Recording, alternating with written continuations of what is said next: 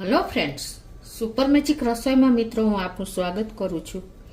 આજે હું ઘઉંના લોટના પાપડની રેસીપી તમારી સાથે શેર કરું છું। તો તમને ચોક્કસ વિડીયો ગમશે, ગમે તો લાઈક કરજો, શેર કરજો અને સબસ્ક્રાઈબ કરવાનું તો ભૂલતા જ નહીં। અને મિત્રો બાજુમાં રહેલું બેલ આઇકનને પણ પ્રેસ કરજો, જેથી કરીને લેટેસ્ટ વિડીયોની માહિતી તમને મળતી રહે। તો ઇન્ગ્રેડિયન્ટમાં આપણે રોટલીનો લોટ લીધો છે ઘઉંનો, જીરું મેં ક્રમ્બલ કરીને લીધું છે, આખું જીરું, મરીનો પાવડર છે, પાપડ ખાર છે અને મેંદાઓ છે, મીઠું છે અને પાણી। આટલા ઇન્ગ્રેડિયન્ટ લેશું તો બનાવવાનું ચાલુ કરીએ। તો આપણે ઘઉંના પાપડ બનાવીએ છીએ ને ત્યારે ઘણા બધા પ્રોબ્લેમ આવતા હોય છે કે પાપડ ફાટી જવા, ચણિયા થઈ જવા અને ઘણી વખત પાપડ સોફ્ટ પણ નથી થતા। આ બધા જ પ્રશ્નોનું સોલ્યુશન આજે હું તમને આ પાપડમાં બતાવીશ। આ પાપડમાં આપણે નથી ખીચું કરવાનું કે નથી વણવાની ઝંઝટ કે મશીન વગર એકદમ સુપર સોફ્ટ આપણા પાપડ તૈયાર થશે અને મિનિટોમાં, કલાકોનું કામ મિનિટોમાં પતી જશે મિત્રો। તો આપણે બનાવવાનું ચાલુ કરીએ। તો અત્યારે જો આપણે રોટલીનો લોટ ઝીણો હોય ને એ આપણે પાપડ બનાવવા માટે લઈ છીએ ઘઉંનો। તો મેં 1 કપ આપણે ઘઉંનો લોટ લીધો છે। તમે કોઈ પણ વાટકી કે કાંઈ પણ માપ લઈ શકો છો, એ જ માપ તમારે રાખવાનું છે બધી રીતે, કેમ કે આમાં પાણીનું મેઇન હોય છે, પાણી ઉપર જ આપણા પાપડ બનતા હોય છે। તો આપણે આ 1 કપ આપણે રોટલીનો ઘઉંનો લોટ લીધો છે અને ઝીણો લોટ છે। એની સામે આપણે 3 ચમચી મેંદો લેશું બાઇન્ડિંગ માટે। ખાસ નોટ કરજો, આપણે બાઇન્ડિંગ માટે જેટલો જ લઈએ છીએ, 3 ચમચી જેટલો। અને આપણે જે કપથી આપણે ઘઉંનો રોટલીનો લોટ લીધો છે ને એ જ કપથી આપણે પાણી લેવાનું છે મિત્રો। એટલે પરફેક્ટ મેજરમેન્ટ સાથે જ હું તમને બતાવું છું। હવે ટેસ્ટ એકોર્ડિંગ અડધી ટીસ્પૂન જેવું આપણે મીઠું નાખી દેશું અને આને આપણે મિક્સ કરી લેશું સરસ, મેંદો અને ઘઉંનો લોટ। અને હવે જે કપથી આપણે લોટ ભર્યો છે ને એ જ કપથી આપણે અત્યારે પહેલાં તો 1 કપ પાણી નાખશું। પાણીની ક્વોન્ટિટી ખાસ જોવાની છે મિત્રો, તો જ તમારા પાપડ પરફેક્ટ બનશે। એટલે અત્યારે હું 1 કપ નાખી અને આ રીતે મિક્સ કરી લઉં છું। વિસ્કરથી મિક્સ કરશો ને તો લમ્સ ફ્રી આપણું સરસ બેટર તૈયાર થશે આ રીતે। તો અત્યારે જો મેં 1 કપ નાખ્યો છે, હજી આપણે આગળ પાણી નાખીએ છીએ। ટૂંકમાં આપણે લિક્વિડાઇઝ બેટર તૈયાર કરવાનું છે। તો અત્યારે આ બીજો કપ હું ભરું છું, આ બીજો કપ નાખું છું અને એને આપણે મિક્સ કરી લઈએ। હું તમને જણાવું કે ટોટલી હું કેટલું પાણી એડ કરું છું। આ રીતે વિસ્કરથી કરશો ને તો તમને પેલા છણિયા પણ નહીં પડે અને સરસ આપણું બેટર તૈયાર થઈ જશે। આ રીતે જો આપણે 2 કપ પાણી નાખ્યું છે, હજી આપણે આગળ પાણી નાખીએ કેમ કે ઓછું જ લાગે છે।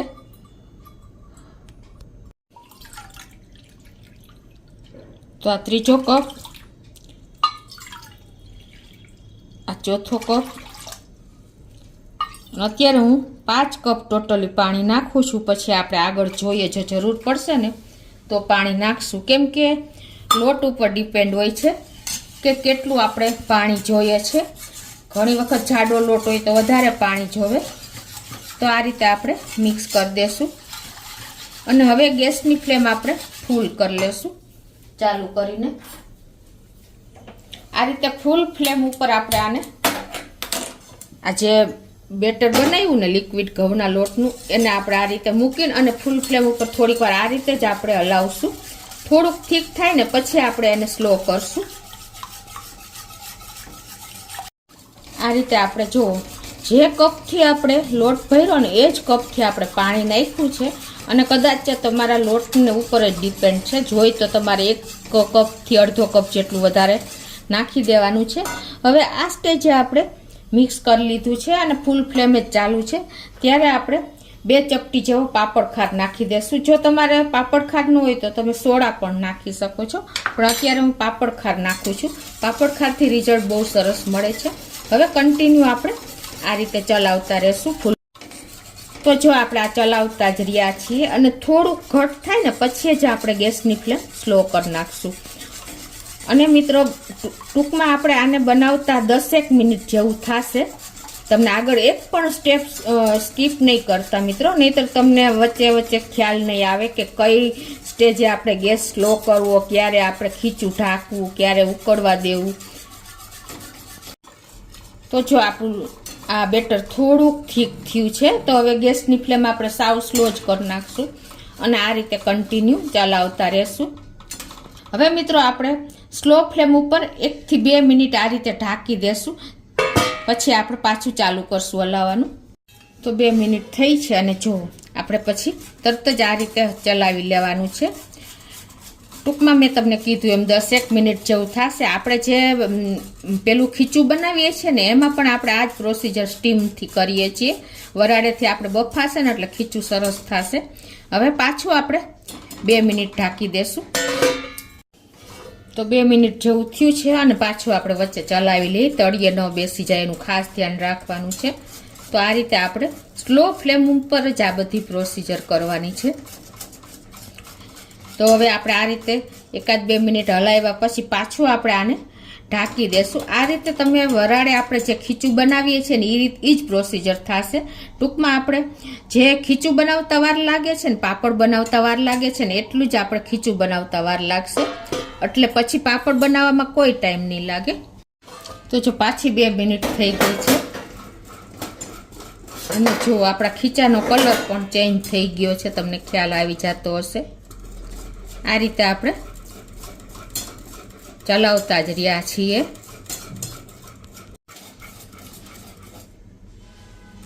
તો આ રીતે જો આપણું ખીચાનો કલર એકદમ ચેન્જ થઈ ગયો છે.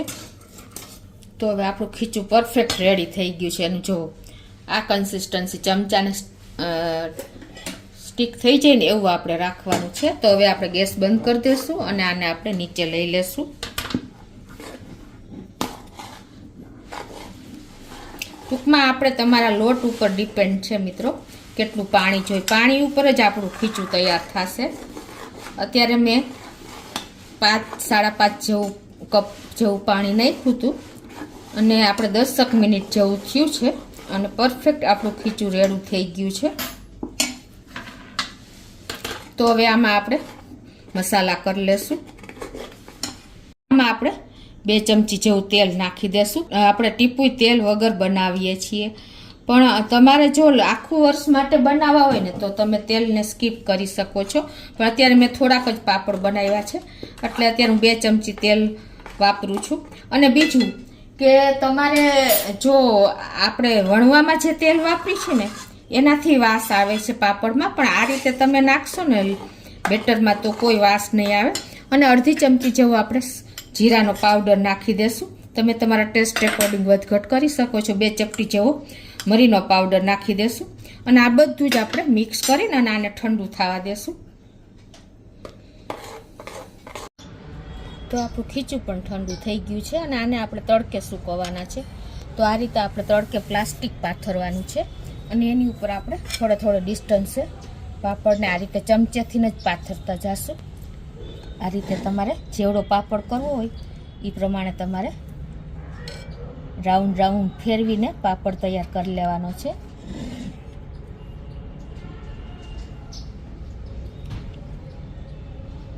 આ રીતે આપણે બધા પાપડને પાથરી લેશું.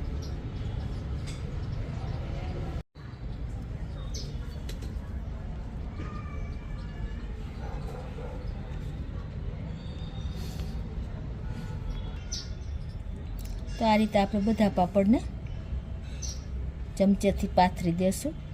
તો આ રીતે જો આપણે બધા પાપડને તડકે સૂકવી દીધા છે પ્લાસ્ટિક ઉપર. બેટર જે તૈયાર કર્યું હતું ને એમાંથી આ બધા જ પાપડ આપણે સૂકવાઈ ગયા છે. હવે આ બધા પાપડને આપણે 1 દિવસ તડકે સુકાવા દેશું. પ્લાસ્ટિકમાંથી એની મેળાએ ખુલી જશે. હું તમને એ પણ બતાવીશ લાસ્ટમાં. તો મિત્રો 1 દિવસ થયો છે અને આપણા પાપડ સુકાઈને જો તમે પ્લાસ્ટિક ઉપરથી ખુલી ગયા છે. તમને ખ્યાલ આવે છે? જો અને ટ્રાન્સપરન્ટ એટલા બન્યા છે કે તમારો હાથ દેખાય. મિત્રો ઘઉંના પાપડ છે તો પણ આટલા ટ્રાન્સપરન્ટ બન્યા છે, પ્લસ એક પણ પાપડ ફાટ્યો નથી. તમે જોઈ શકો છો. જુઓ આ બધા જ પાપડ તમને ક્યાંય તિરાડ નહીં દેખાય અને તો પણ આટલા ટ્રાન્સપરન્ટ છે. ખ્યાલ આવે તમને? જોઈ લ્યો બધા પાપડ જુઓ મિત્રો. આ પાપડ તમે વણવાની ઝંઝટ વગર, ટીપુય તેલ વગર અને ખીચું પણ કરવાનો લાંબો ટાઈમ નથી, તો પણ આટલા સરસ ઘઉંના પાપડ બનતા હોય મિત્રો, તો તમે આ રીતે એક વખત તો ટ્રાય કરજો જ. અને મિત્રો તમારે છે ને પ્લાસ્ટિક થોડુંક જાડું લેવાનું, એટલે આમ ખુલ્લી તો જશે જ પણ ક્રીજ જે આવે ને એ નહીં આવે, એકદમ ફ્લેટ પાપડ બનશે. એટલે નાની નાની તમારે થોડુંક ધ્યાન રાખવાનું છે, બાકી પાપડમાં કાંઈ કહેવા પણ નથી. જુઓ પાપડ તો જુઓ મિત્રો. મિત્રો તમને પાપડ શેકીને પણ બતાવી દો. તો આપણે ગેસ ઓન કરી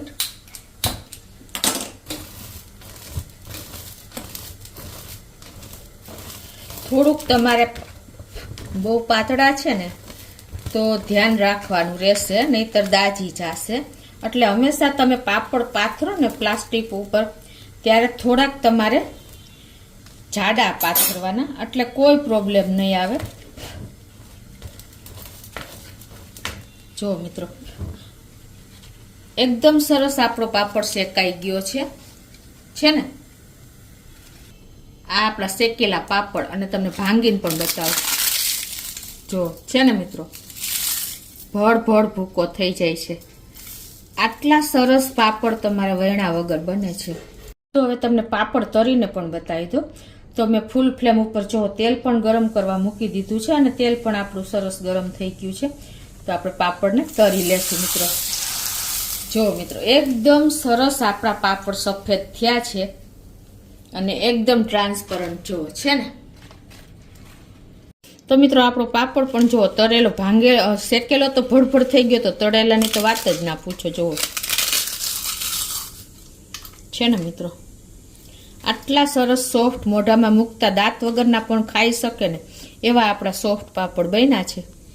તો મિત્રો તમે ચોક્કસ એક વખત આ રીતે ઘઉંના પાપડ બનાવજો અને મને કોમેન્ટમાં જણાવજો કે તમને આ પાપડનો વિડીયો કેવો લાગ્યો. મિત્રો થોડાક તમારે પાપડને જાડા પાથરવાના, એટલે તમે ઇઝીલી શેકી શકશો અને સરસ પાપડ તો પણ બનશે. ઘઉંના છે ને તો પણ.